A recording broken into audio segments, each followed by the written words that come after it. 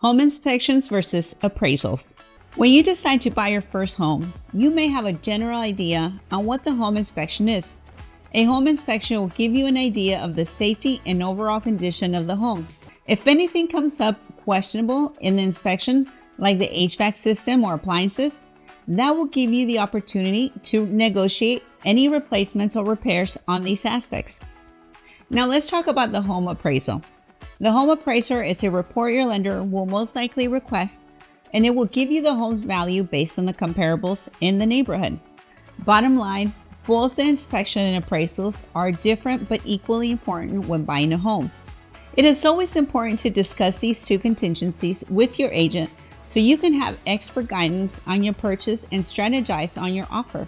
Please reach out to my team and I for more detailed information on the appraisal and home inspection process and how we can help you find your perfect home. I'm Gloria Miller, Associate Broker with People First Realty Group at Real Broker, where we put people over profit.